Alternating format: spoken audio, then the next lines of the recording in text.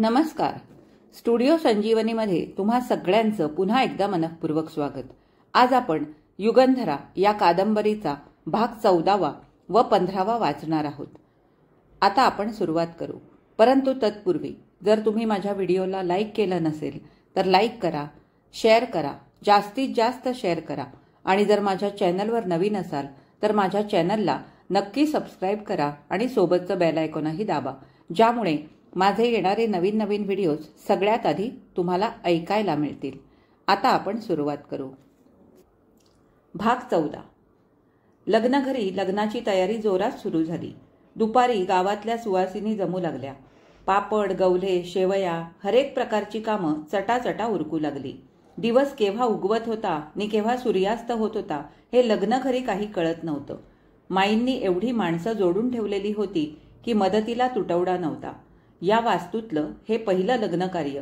या अंतरीच्या जाणीवेनं प्रत्येकजण हिरिरीनं आणि हौशीनं काम उचलीत होता. कुठंही कसलीही उणीव नव्हती. घरात अक्का आणि बाहेर त्यांचे यजमान अण्णासाहेब जातीनं सगळं पाहत होते. स्वतः खपत होते. इतरांकडून कामं करवून घेत होते. गणेशपंत तर रात्रंदिवस हजर होता. युगा रोज दुपारी लग्नघरी जात होती. माई सांगतील ते काम करत होती. तसं तिला काहीच काम नव्हतं. रोज इतक्या बायका जमत असत की काम कमी आणि बायका जास्त असा प्रकार होत असे. पण ती रोज थोडा वेळ तरी जाऊन येत असे. अभिजितनं अजून रजा घेतली नव्हती. तो नेहमीप्रमाणे कॉलेजात जात होता. तो कॉलेजातून पुढल्या दारानं आलेला दिसला की ती मागल्या परसातून घरी निघून येत होती. तो आला तरी सरळ वर आपल्या खोलीत जात होता. खाली सारं घर व्यापलेल्या स्त्री राज्यात तो पाऊल ठेवीत नसे. त्याचं चहा फराळाचं माई वरतीच पाठवून देत. तो आल्यावर माईंच्या काही कामासाठी युगा तिथं थांबली तरी ती वर जाण्याचं कटाक्षानं टाळीत होती. कधी कधी हे टाळणं अशक्य होई. कालचीच गोष्ट. परगावी कुणाकुणाला निमंत्रण पत्रिका पाठवायच्या आहेत त्यांची नावं पत्त्यानिशी एक भली मोठी यादी गणेशपंत आणि अण्णासाहेब यांनी मिळून तयार केली होती. ती दुपारी आली तेव्हा अण्णासाहेबांनी म्हटलं, युगाताई, अर्धी यादी तुझ्याकडे देतो. पाकिटावर नावं पत्ते लिहून देशील? बाकी मी लिहायला घेतो. गणेशपंत आचार्यांशी बोलणी करायला जातोय. हो, देते ना लिहून.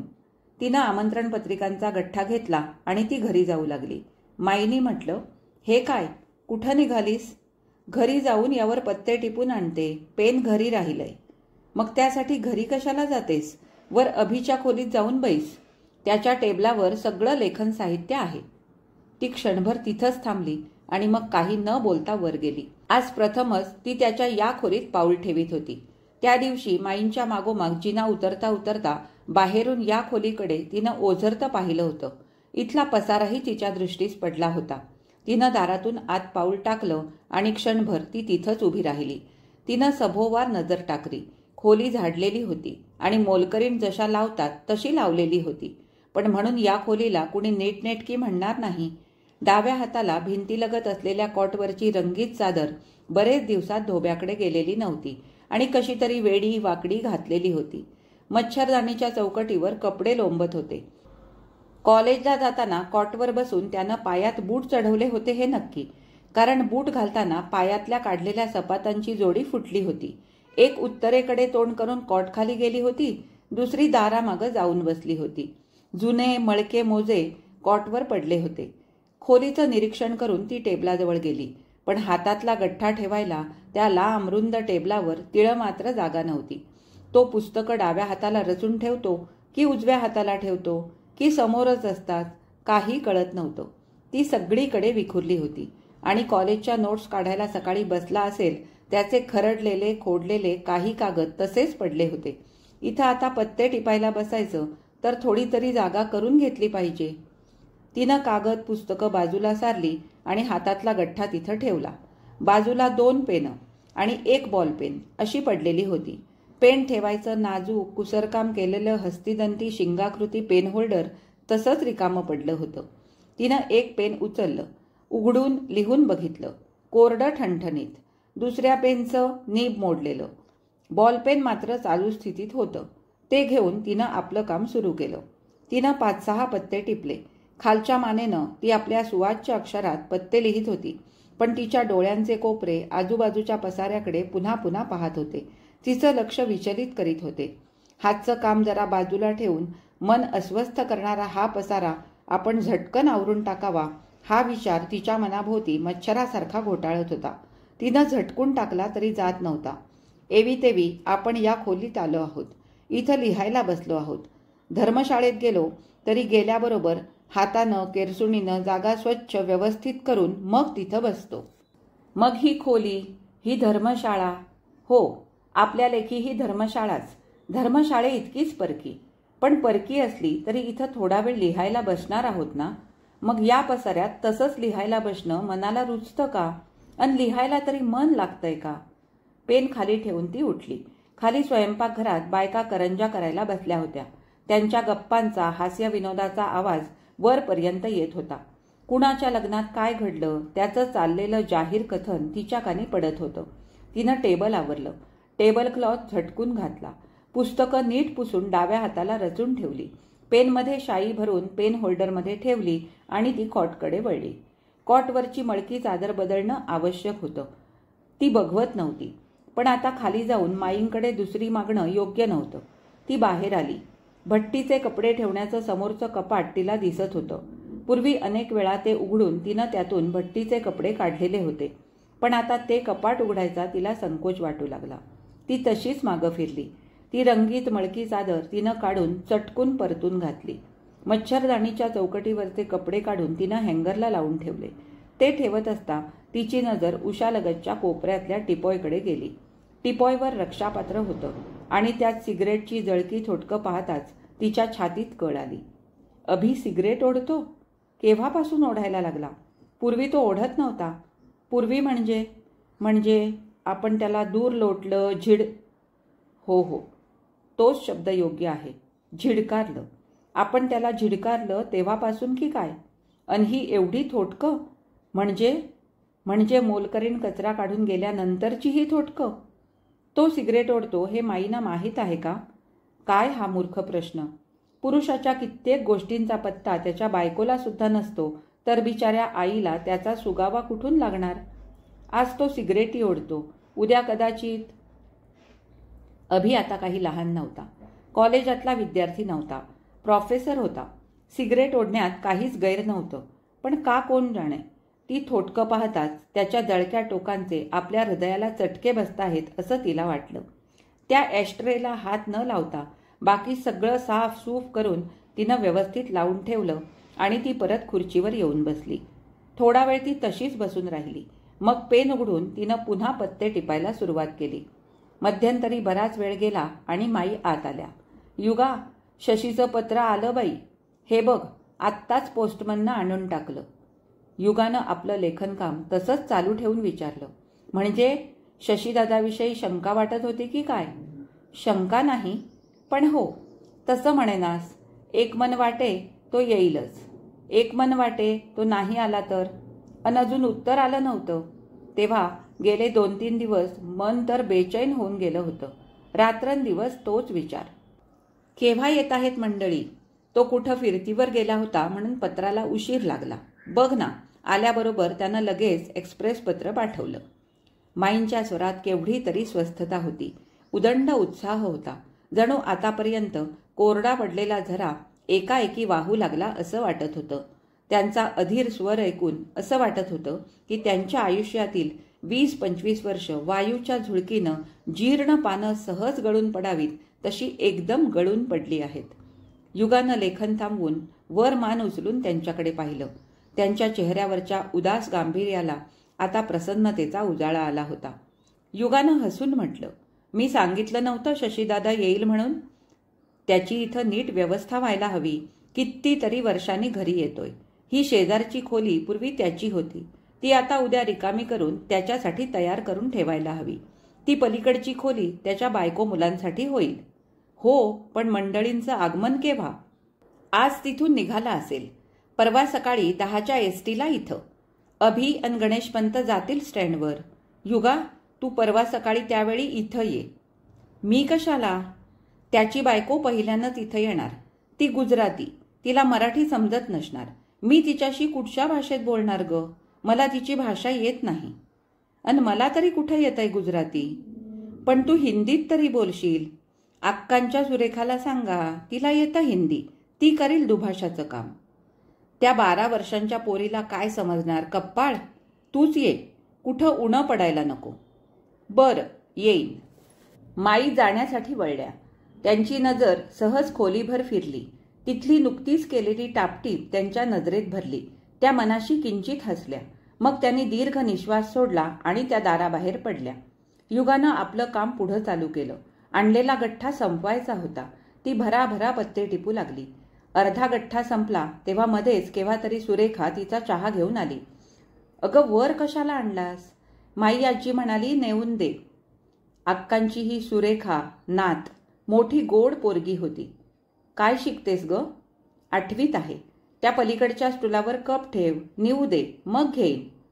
युगा आत्या. लिहिण्यात गुंतलेल्या युगानं म्हटलं, काय ग? सांगू का? तुम्ही की नाही आमच्या मदनबाणबाईंसारख्या दिसता. अगदी तशाच. मदनबाणबाई? आमच्या क्लास टीचर. तेही काही त्यांचं खरं नाव नव्हे, पण त्या की नाही दिसायला सुंदर आहेत, म्हणून आम्ही सगळी त्यांना मदनबाणबाई म्हणतो. अगदी तुमच्यासारख्या दिसतात.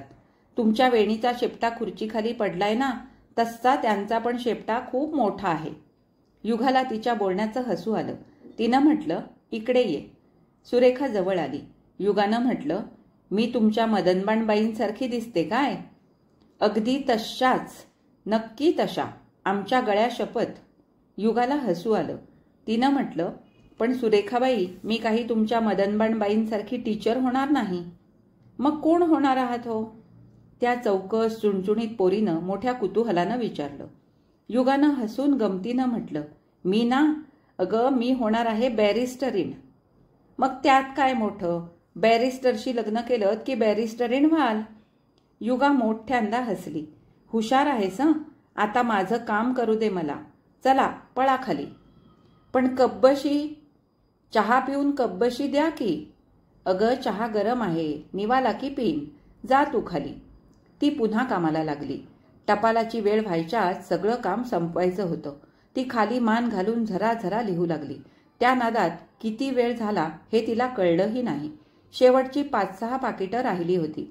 तिनं आपल्या डाव्या मनगटावरील घड्याळाकडे नजर टाकली. टपाल निघायला अजून अर्धा तास अवकाश होता. पुन्हा तिनं पेन सरसावलं. तेवढ्यात मागे दाराशी कुणाचा तरी पायरव आला.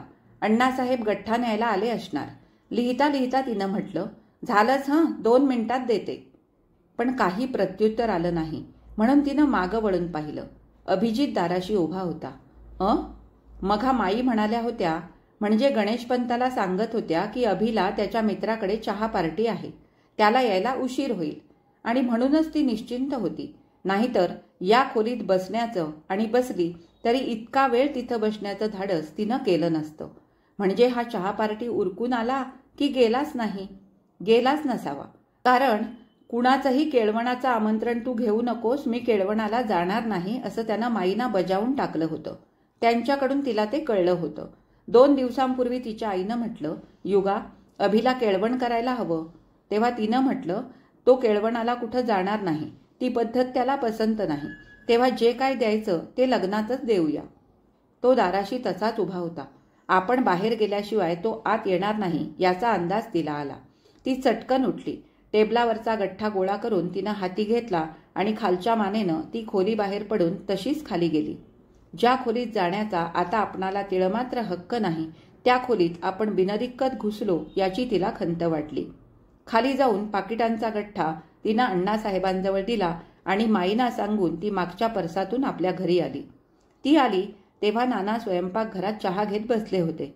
तिला पाहताच त्यांनी म्हटलं, काय युगाताई, आमच्याबरोबर थोडा चहा घेणार का? हो घेणार तर. तिनं भिंतीशी पाठ मांडला आणि ती स्थानापन्न झाली. आता यावेळी तिच्या लक्षात आलं की सुरेखानं आणून दिलेला चहाचा कप अजून तसाच भरलेला त्या खोलीत पडला आहे. कामाच्या नादात आपण प्यायलाच विसरलो. तिनं आपली कपबशी घेतली. आईनं त्यात चहा ओतला. नानांनी म्हटलं, काय युगाताई, लग्नघरची तयारी जोरात दिसते. हो ना, शशीदादा परवाच्या दिवशी येतोय बायको मुलांसह. नाना, मघाशी मांडववाला आला होता. गणेशपंत पैशाचं ठरवू लागला तेव्हा तो म्हणाला की मी 1 पैसा पण घेणार नाही. वकील साहेबांनी माझ्यावर जे अगणित उपकार करून ठेवलेत त्यांची थोडी तरी फेड करण्याची मला संधी द्या. या गावात कुणी पाहिला नव्हता असा मांडव घालून देतो. लाइटिंग सामान, रंगीत ट्यूबा पुण्याहून आणणार आहेत. आणि ती मोठ्या उत्साहानं लग्नघरच्या अनेक गोष्टी सांगत बसली. जणू त्या लग्नघरची हीच वधू होती. शशीशेखर येण्याचा दिवस उजाडला. माईंच्या घरात सकाळपासून उत्सुकता वाढली होती. धांदल उडाली होती. गणेशपंतांची धांदल गडबड तर काही विचारायला नको. त्याचे मोठे मालक येणार होते. तो तर केव्हाच 1 तास आधी टॅक्सी स्टँडवर जाऊन बसला होता. अभि मागाहून तयार होऊन गेला. तो गेलेला दिसला तशी युगा लग्नघरी गेली. फार वर्षांनी घरी येणाऱ्या ज्येष्ठ पुत्राच्या आणि पुत्रवधूच्या स्वागताची माईने जय्यत तयारी ठेवली होती. माडीवरच्या 2 खोल्या झाडून लोटून सजवून ठेवल्या होत्या. तो येणार, शशी येणार, बायको मुलांसह येणार म्हणून त्या आनंदून गेल्या होत्या. आपण कामात गुंतलो आहोत असं दाखवून आपली अनावर उत्कंठा दिसू देत नव्हत्या. पण ती अनावर उत्कंठा त्यांच्या लगबगीनं होणाऱ्या हालचालीत, त्यांच्या उत्तेजित बोलण्यात सहज दिसून येत होती. त्या उगीचच आत बाहेर करत होत्या. गाडीचा जरा दूरवर आवाज आला की त्या उतावेळपणे म्हणत, "अगं युगा, अगं बघ, मंडळी आली वाटतं. अक्का, पाण्याचा तांब्या आणि तांदूळ बाहेर नेऊन ठेवलेस का? मग उगीच खोळंबा नको." अक्कानं हसून चेष्टेनं म्हटलं, "गोदानं सकाळीच कळशी भरून ठेवली आणि वाटीत तांदूळही नेऊन ठेवलेत बरं. तू म्हणशील तर गावातल्या रामाच्या मंदिरात तुपाची परात भरून ठेवायला या दिनेशला सांगते आणि स्टँडवरून येणारी टॅक्सी परस्पर मंदिराकडे न्यायला सांगेन." युगानं विचारलं, "अक्का, ही तुपाची परात कशाला हो?" "त्या तुपात एकमेकांची तोंड बघायला. अगं, 12 वर्षांनी भेट झाली की पहिल्यानं एखाद्या देवळात तुपात एकमेकांची प्रतिबिंब पाहायची आणि मग प्रत्यक्ष पाहायचं असा एक जुना संकेत आहे बरं." "असं होय." लग्नाला आलेल्या माईंच्या वृद्ध आत्यानं म्हटलं, "आणि हा विधी रामाच्या मंदिरात शोभून दिसेल हो. कारण कौसल्यामाईला 12 वर्षांनी राम भेटला तसा शशी कितीतरी वर्षांनी घरी येतो आहे." माई हसल्या आणि स्वयंपाकघरात चहाची तयारी ठेव असं सांगायला निघून गेल्या. थोड्याच वेळात कोपऱ्यावर हॉर्न वाजला आणि टॅक्सी दाराशी येऊन उभी राहिली. माई लगबगीनं दाराशी गेल्या. त्यांच्या पाठोपाठ घरातली सगळी मंडळी दाराशी जमली. युगाही त्या मंडळीत सामील झाली. गाडीचं दार उघडून शशीशेखर बाहेर पडला. उंची, सूट, टाय, बूट असा पाश्चात्य पोशाख केलेला अभिचा हा मोठा भाऊ रूपानं पुष्कळसा बाबासाहेबांसारखा होता. मध्यम उंची, अंगानं भरलेला होता. अधिकार पदाचा रुबाब आणि सधनतेचं तेज दोन्हीही त्याच्यात उमटून दिसत होती. त्यांच्या पाठोपाठ त्याची गुजराती पत्नी मधुरिका उतरली. अंगानं कशी सडपातळ, वर्ण गोरा, रेखीव नाक, डोळे लांबट पण कसे टपोरे होते. जीवणी नाजूक, वयाच्या मानानं भारी नाजूक आणि चेहरा किती प्रसन्न. दाराआड जमलेल्या स्त्री मंडळात कुणीतरी म्हटलं, "शशीची बायको फारच देखणी आहे हो. अन नाजूक तरी किती. मला वाटलं खूप लठ्ठ असेल. गुजराती बायका लठ्ठ असतात असं ऐकलं होतं." "अहो, अन ते पाहिलंत का? तिनं डावीकडून पदर घेतलेला नाही. आपल्यासारखा उजवीकडून पदर आहे. 6 वारी नेसली. बनारसी साडी का होती? भारी किमतीची दिसते. अन अंबाडा सुद्धा कसा आपल्या पद्धतीचा घातलाय हो. गुजराती वाटतच नाही ही." बायकांची शेरे सरबत्ती चालली होती तेवढ्या अवकाशात अभिजित बरोबर शशीशेखर आणि त्याच्या मागोमाग मधुरिका व 2 मुलं, 6 वर्षाचा मुलगा, 4 वर्षाची मुलगी अशी मंडळी फाटक उघडून फरसबंदी पदमार्गावरून पुढं दाराशी आली. अभि आज प्रसन्न दिसत होता. आपल्या दादाशी हसून बोलत होता. मोठ्या भावापेक्षा धाकटा भाऊ उंच होता आणि आज पायजमा, लखनवी झब्बा, त्यावर कलाकुसर केलेलं जॅकेट अशा त्याच्या आवडत्या पोशाखात तो अधिकच उंच भासत होता. दोघं दाराशी येताच अक्का मूठभर तांदूळ आणि डाव्या हातात भरलेली कळशी घेऊन पुढं आल्या. हं, तिथंच बाहेर पायरीवरच थांबा." दोघे भाऊ दाराबाहेर पायरीवर थांबले. दोघे दारात येताच युगा चटकन मागं दूर आडोशाला झाली.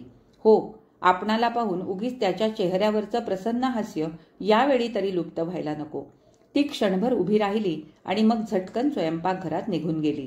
अक्कांना पाहताच शशीनं हसून म्हटलं, "कोण? अक्का मावशी? अरे वा." अक्कांनी हसून चेष्टेनं अभिला म्हटलं, "नवरदेव, तुम्ही जरा बाजूला व्हा. तुमची दृष्ट काढायला अवकाश आहे अजून. सुनबाई, शशीच्या शेजारी उभी राहा. मुलांना पण जवळ येऊ दे." मग अक्काने सगळ्यांच्या वरून तांदूळ ओवाळून टाकले आणि कळशीतलं पाणी पायावर ओतलं. सगळी आत आली. दोघांनी अक्कांना वाकून नमस्कार केला. शशी त्याच्या मागच उभ्या असलेल्या माईंकडे वळला. त्यांच्या पायावर त्यानं डोकं ठेवलं. आलास? बरं झालं. त्यांचे डोळे आनंदाश्रूंनी भरून आले. मधुरिकेनं वाकून सासूबाईंना नमस्कार केला. त्यांनी तिला जवळ घेऊन तिची पाठ थोपटली आणि नातवंडांना जवळ घेतलं. शशीला घेऊन अभि वर गेला. सुनबाईला घेऊन सासूबाई आणि जमलेलं स्त्रीमंडळ मधल्या दालनात गेलं. माईने म्हटलं, अगं युगा कुठं गेली? युगा स्वयंपाकघरातून बाहेर आली. माईने म्हटलं, युगंधरा, सुनबाईला वर घेऊन जा, तिची खोली दाखव. रामू बॅगा सामान वर आणून ठेवतोय, जा. युगानं हसून मधुरिकेकडे पाहिलं. मधुरिका अगदीच ओळखीचं हसली. युगानं म्हटलं, माई, तुम्हीही जरा चला ना, सामान कुठं ठेवायचं ते रामूला सांगा. मग तिनं मधुरिकेला म्हटलं, चलिये. तिघी वर गेल्या. शशीच्या खोलीच्या दारात अभि उभा होता. युगा खाली मान घालून झटकन त्याच्या समोरून पुढं निघून गेली. ते पाहून मधुरिका मनाशी हसत तिच्या पाठोपाठ पुढं गेली. माईंनी पुढं जाता जाता विचारलं, शशी कुठं आहे? खाली चला, टेबलावर चहाचं मांडायला सांगितलंय. दादा बॅगेतून कपडे काढतोय म्हणून थांबलो, निघालोच आम्ही खाली. मधुरिकेच्या खोलीत दाराशी तिचं स्वागत करीत युगानं हसत म्हटलं, आओ भाभी. माई कौतुकानं युगाकडे पाहत राहिल्या. काल दुपारी युगानं त्यांना म्हटलं होतं, माई, तुम्ही काही काळजी करू नका. उद्या तुमची सुनबाई आली की मी तिच्याच भाषेत तिच्याशी बोलते बघा. शाळेत माझ्या वर्गात शहा नव्हती का? तिच्या आईकडून मी चाल चलाऊ चांगली 10-12 वाक्य शिकून घेतली. उद्या बघा तुमच्या ज्येष्ठ पुत्रवधूवर कसं इम्प्रेशन मारते ते. पण तेवढ्यात अक्काने खालून त्यांना हाका मारल्या म्हणून लगबगीनं पण निश्चिंत मनानं त्या खाली निघून गेल्या. मधुरिका हसली आणि आत न जाता दारातूनच तिनं म्हटलं, भाभी नाही, भाभी जी कहो. भाभी जी?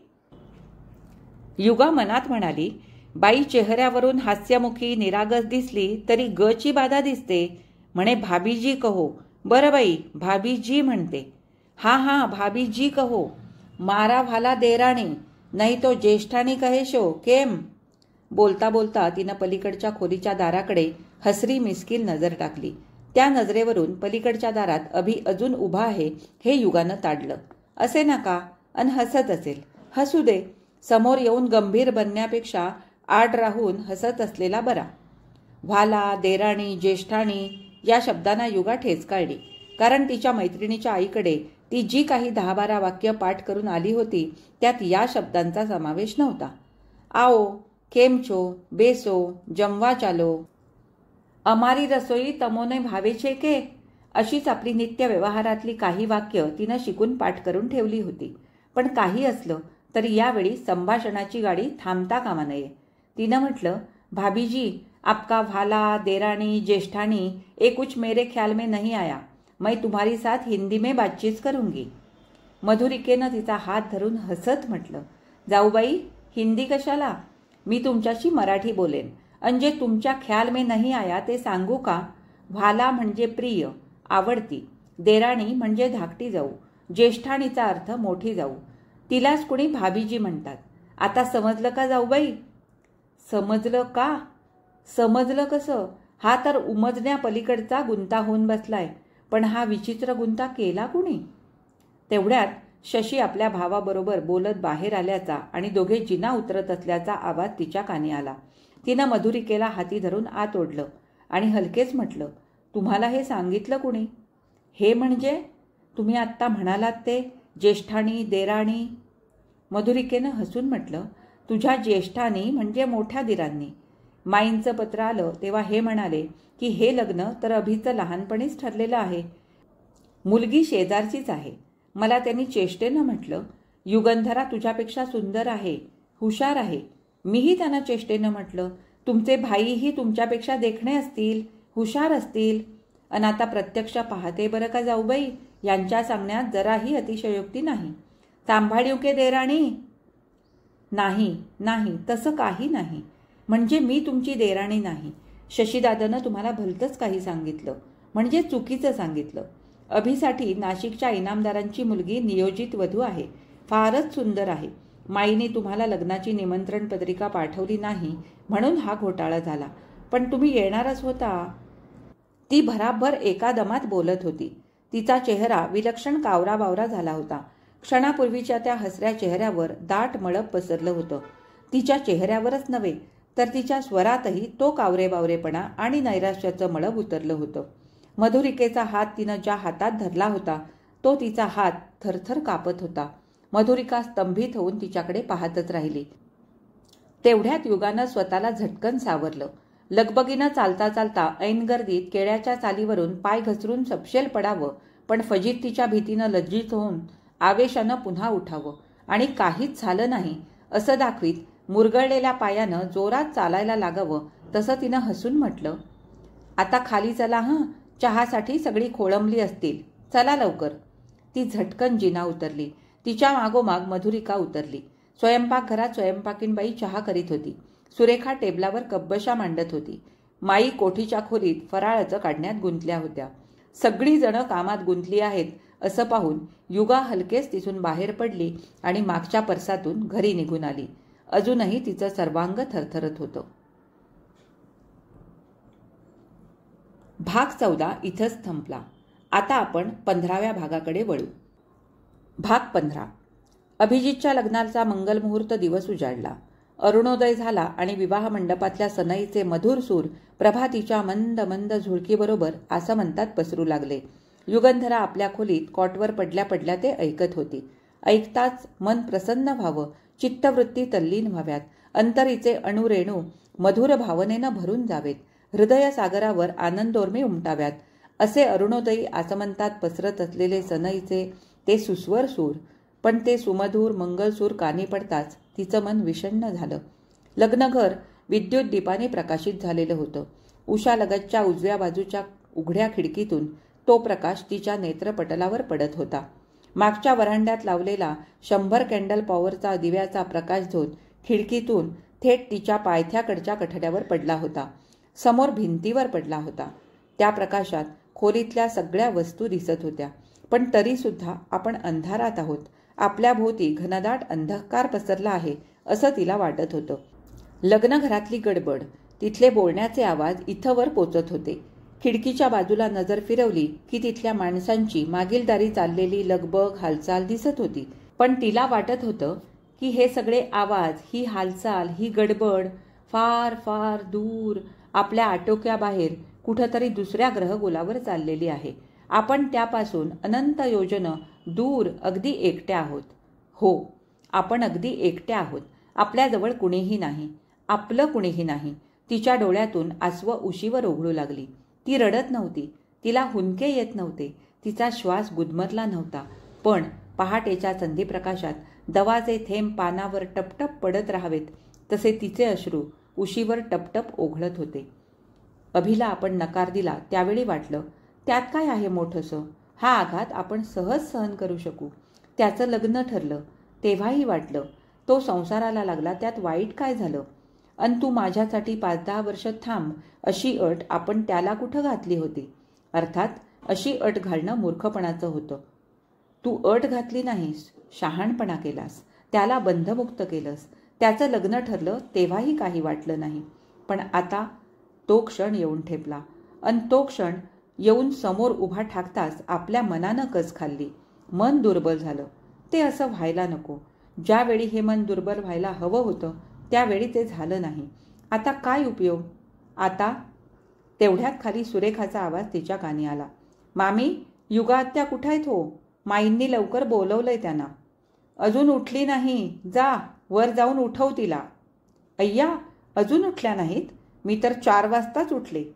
सुरेखा जिना चढू लागली. ती डोळे मिटून स्वस्थ पडून राहिली. युगा आत्या, उठा की, अजून उठला नाहीत? उठा ना लवकर, चला लवकर. लवकर उठून लवकर चला. कुठं ग? अय्या, म्हणजे अहो आता अभिकाकाचं लग्न आहे ना, विसरलात? छे ग, विसरते कुठची, मी तर पहाटे 4 पासून जागी आहे. हे बघ, हे सनईचे सूर ऐक, दुरून किती गोड लागतात कानांना. ते ऐकत मी डोळे मिटून पडले होते. तुम्ही इथं डोळे मिटून सनई ऐकत पडला तर तिकडे लग्नसुद्धा लागून जाईल. युगा उठली आणि हसत तिनं म्हटलं, मग जाईना लागून.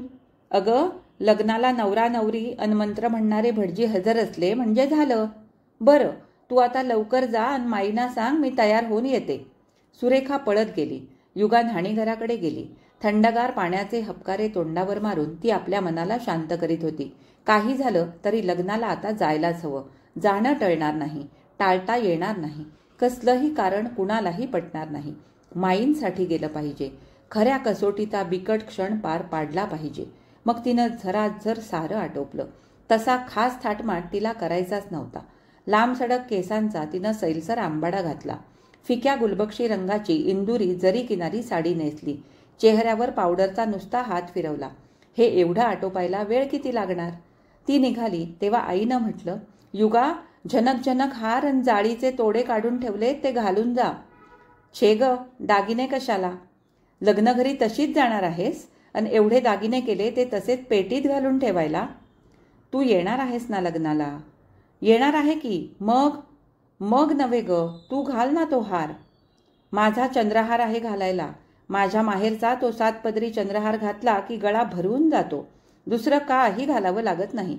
अगं, स्वतःच्या लग्नाचा सोहळा राहिला, निदान दुसऱ्याच्या लग्नात तरी दागिने घालून मिरव. ती मिरवायला का निघाली होती? पण यावेळी काही बोलण्यात शहाणपणा नाही नव्हे. आता यापुढं लग्न या विषयावर आपलं मत व्यक्त करण्यात काही अर्थ नाही असं तिनं मनाशी ठरवून टाकलं. आईनं पुढं ठेवलेली पेटी उघडून त्यातले अलंकार तिनं अंगावर चढवले आणि ती बाहेर पडली. हसत मुखानं लग्नघरी दाखल झाली. मधुरिका लग्नघरची यजमानीण दिसत होती. शोभत होती. बहुमोल भरजरी शालू तिनं परिधान केला होता. कानात हिऱ्यांची मोठाली कर्णफुलं, गळ्यात नवीनच घडणीचा हार, हातात काचेच्या बांगड्यात उठून दिसत असलेली 4-5 घडणीची सुवर्ण कंकणं, दंडात बाजूबंद. माईंनी तिच्यासाठी ठेवलेले अलंकारही तिच्या अंगावर झगमगत होते. केसांचा साधा आंबाडा, त्यावर फुलांची जाडजूड वेणी. खरोखर ती लाखात नसली तरी निश्चितच हजारात एक अशी देखणी आणि सतेज दिसत होती. गुजराती आणि महाराष्ट्रीय सौंदर्याचा नि संस्कृतीचा सुंदर संगम तिच्यात झालेला दिसत होता. ती लगबगीनं इकडे तिकडे करीत होती. अधिकारवाणीनं कामं सांगत होती. जमलेल्या बायका भाभी हे कुठं ठेवायचं, भाभी हे करू का विचारून झटपट करत होत्या. नोकर लोक माईसाहेबांबरोबरच भाभीसाहेबांचं नाव घेत होते. कामं विचारून घेत होते. मधुरिका कामात म्हणजे काम सांगण्यात बुडून गेली होती. अभिची मोठी बहीण लग्नाला आली होती. ती तशी या घरची अनुभवी, पण ती अक्का आत्या सगळ्या अनुभवी घरच्या, जुन्या, नवागत मधुरिकेपुढे पार्श्वभूमीवर पडल्या होत्या. युगा क्षणभर ते दृश्य पाहत उभी राहिली. तिच्या मनात आलं, 8 दिवसांपूर्वी ही मधुरिका या घराला अगदी परकी होती. हे घर, ही माणसं तिनं कधी पाहिली नव्हती. पण आज ही कशी एकदम घरची होऊन गेली. कुणी तिऱ्हाईतानं पाहिलं तर त्याला असंच वाटावं की या घरात लग्न होऊन आल्या दिवसापासून रुळली आहे. अन मी पाळण्यात होते तेव्हापासून या घराशी निगडीत आहे. छे, आहे कुठची, होते. आज पावेतो या घराविषयी कधी परकेपणा वाटला नाही. पण आज आपोआपच न विचारता न सवरता मी परकी झाले. एकदम परकी बनले. नात्याचा एवढा का प्रभाव असतो? हो, केव्हाही असतोच. जगाला व्यावहारिक नातं दिसतं. भावनिक नातं त्याला उमजत नाही. भावनिक नात्याचा जग विचार करत नाही. माणसानं कठोर कर्तव्याचं व्रत घेतलं की व्यावहारिक नातं तुटतं. त्याचबरोबर भावनिक नातं संपतं. हो, हे कटू सत्य आहे. कटू असलं तरी सत्य आहे. पण सत्य म्हणजे तरी काय? सत्य म्हणजे अनुभवानं जे सिद्ध होतं, अनुभूतीतून जे टिकतं ते सत्य. ही मधुरिका. त्याचप्रमाणे आज विवाहानंतर मापातल्या लक्ष्मीला बाजूला सारून हक्कानं गृहप्रवेश करणारी रुचिरा. युगाताई, कसलं निरीक्षण चालवलंयत? मधुरिका तिच्याजवळ येऊन उभी राहिली. युगा हसली. तिनं म्हटलं, यजमानीणबाईंचा थाट पाहते आहे. पण मी केव्हाची वाट पाहते आहे तुमची. किती उशीर हा? युगानं हसून म्हटलं, कामं नेमून द्या, झटकन करून टाकते. सगळ्यांना कामं वाटून दिलीत. तुमचं काम? पहिलं काम, युगाबेन, आपणो वरपक्ष छे. युगा हसली. हा भाभी, आपणो वरपक्ष छे. પછી वरपक्षाची शान दिसली पाहिजे. ती कशी? तुमच्यासाठी ती बघा समोर खोलीत बॅगेवर साडी काढून ठेवली, ती पेहरून घ्या. ही पेहरलेली काय वाईट आहे? वरपक्षाची शान बिघडेल इतकी साधी आहे. तसं असेल तर घरी जाऊन बदलून येते, भरजरी नेसून येते. भरजरी संध्याकाळी रिसेप्शनच्या वेळी बरं. चला, मला उशीर होतोय. तिला हाती धरून मधुरिकेनं खोलीत नेलं. ही साडी बदला आणि अक्कांच्या मदतीला जा. तोपर्यंत लग्नाला आमंत्रित जमू लागतील. आज मंगलाक्षता नवीन पद्धतीच्या आहेत, त्या बायकांच्यात तुम्ही द्या. नवीन कसल्या? तांदळाच्या मंगलाक्षता उडवल्या की सगळ्या पायदळी पडतात. तांदळाची उगीच नासाडी होते, म्हणून आम्ही येताना थोडे तांदूळ रंगवून सोनेरी वरख लावून मंगलाक्षता बनवून आणल्या आहेत. अन इथं जाई, जुई, मोगरा, चमेलीची फुलं सकाळी आणायला सांगितली होती. त्याचे 2 हारे फुले येऊन पडलीत. ती निवडून ताटं भरून ठेवायला सांगितलंय. 2-3 दाणे अक्षता आणि चिमूटभर फुलं अशी रंगीत सुगंधित मंगलाक्षता द्यायच्या. युगा खुश झाली. वा भाभी, खरंच कल्पना फारच छान. मधुरिका आपल्या कामाला गेली. युगानं साडी बदलून घेतली आणि नेमून दिलेल्या कामाला लागली. वधूपक्ष शेजारच्याच वाड्यात उतरला होता. शेजारचा हा वाडा मोठा होता, शिवाय सलग मंडप घालण्याच्या दृष्टीनं सोयीचा होता. दोन्ही घरांना मिळून सलग लांबलचक मंडप घातलेला होता. सगळीकडे रंगीत विद्युत दीपांचा, विद्युत नलिकांचा झगझगाट होता. मंडपाच्या दोन्ही भागात दोन्ही पक्षांकडील धार्मिक कृत्य चालली होती. मंडप एक असल्यामुळं या विभागातल्या या टोकापासून त्या विभागातल्या त्या टोकापर्यंत सहज जाता येत होतं. पण युगा अजून मंडपात गेली नव्हती. काही ना काही काम काढून ती आतच घोटाळत होती. मध्येच केव्हा तरी सुरेखा तिच्याजवळ आली आणि तिच्या कानाशी लागून म्हणाली, युगात त्या मुलीच्या मंडपात रुखवत मांडून ठेवलंय. किती सुंदर बनवलंय. कितीतरी वस्तू आहेत. चल ना, आपण बघून येऊया. छे ग, आता लग्नाला मंडळी जमतील. लग्न लागलं की मग जाऊ. थोड्या वेळानं मंडपात स्त्री पुरुष जमू लागले. बाबासाहेब गेले तरी त्यांनी जोडलेली, उपकार करून ठेवलेली अनेक मंडळी होती. शिवाय शशीशेखरनं स्वतः जाऊन आमंत्रणं दिली होती. अभिषा कॉलेजमध्ये, कोर्टातल्या बाररूममध्ये त्यांच्यातल्या कित्येकांच्या घरी तो गेला होता. ताई आणि मधुरिका घरोघरी आमंत्रण द्यायला फिरल्या होत्या. त्यांच्या अगत्यामुळं आमंत्रित स्त्री पुरुषांची दाटी झाली होती. युगाच्या मैत्रिणीही लग्न मंडपात जमल्या. सुलभा तिला शोधित आत आली. युगा, मला वाटलं तू मंडपात असशील. युगानं हसून म्हटलं, आता निघालेच, तुझीच वाट पाहत होते. हे एक ताट तू घे. सगळ्यांना या पुष्पाक्षता द्यायच्या आहेत. ती सुलभाच्या मागोमाग बाहेर आली. आपल्या मनाला ती पुन्हा पुन्हा बजावित होती. लग्न उरकेपर्यंत या ताटातल्या फुलांसारखीच हसरी रहा, प्रसन्न रहा. आपल्या डोळ्यांना ती बजावित होती की आज अभिची दृष्टभेट टाळून त्याच्या मुखावरती प्रसन्नता कायम ठेव. तिनं भराभर अक्षता वाटल्या. वधूवर पक्षांकडील आमंत्रित मंडळी हातात मिळालेल्या पुष्पाक्षतांचं कौतुक करीत औत्सुक्यानं बोहल्याकडे नजर लावून उभी राहिली होती. लग्न घटिका भरली. पुरोहितांनी फुलांचा बनविलेला सुगंधित अंतरपाट धरला. त्या जाळीदार अंतरपाटाआड अलीकडे पलीकडे वर वधू आपापल्या जागी उभी राहिली. अभिची ज्येष्ठ बहीण ताई त्याच्या मागं करा धरून उभी राहिली. सुरेखानं दिव्याचं तामण घेतलं. ते पाहून ताईनं म्हटलं, हिच्या हाती निरांजन कशाला? पाडील कुठं तरी. युगा कुठं गेली? तिला पाठवा. करवलीचा मान तिनंच घेतला पाहिजे. कुणीतरी घाईघाईनं हाका मारून युगाला बोलावलं. ती गर्दीत हाती अक्षता घेऊन एका बाजूला सुलभाजवळ उभी होती. आपल्या नावाचा पुकार तिच्या कानी पडला. तेवढ्यात गणेशपंत लगबगीनं तिथं आला. युगाताई, चला लवकर, चला, दिवा धरायला उशीर होतोय. तिच्या मनात कोलाहल माजला. पण नाही म्हणण्याचा आता अवकाश उरला नव्हता. भटजी ओरडत होते, चला लवकर, चला लवकर. कोण युगाताई आहेत? त्या या लवकर. आपल्या नावाचा असा विचित्र पुकार ऐकून ती मनात विलक्षण शर्मिंदी झाली. तेवढ्यात सुलभानं तिला ढकललं. जा की लवकर आता. युगा मुकाट्यानं गेली आणि दिव्याचं तामण हाती धरून ताईच्या शेजारी अभिच्या मागं उभी राहिली. मंगलाष्टकं सुरू झाली. शुभमंगल सावधान. पालुपदाबरोबर पुष्पाक्षता पडू लागल्या.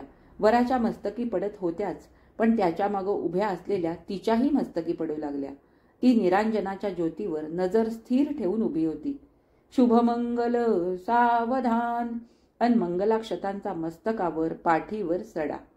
हो, ती सावध चित्तानं उभी होती. त्या सावध चित्तापुढं एक स्मृती उभी राहिली. फार फार वर्षांमागं असाच मंडप घातलेला होता. अभिची मुंज होती. आपण माईंनी मुंजीसाठी मुद्दाम शिवलेला जरी काठी हिरव्यागार खणाचा परकर पोलका घालून मंडपभर मिरवीत होतो. मुंज लागली. आता मुंजानं रुसून काशी यात्रेला निघायचं. पण मामानं त्याला समजावायचं, अरे रुसू नकोस, मागं फिर, माझी मुलगी मी तुला देतो. पण इथं मुंजा रुसे ना, काशी यात्रेला निघेना. तो म्हणे, अहो पण मला बायको मिळाली आहे, मी कशाला रुसू, मी नाही रुसणार.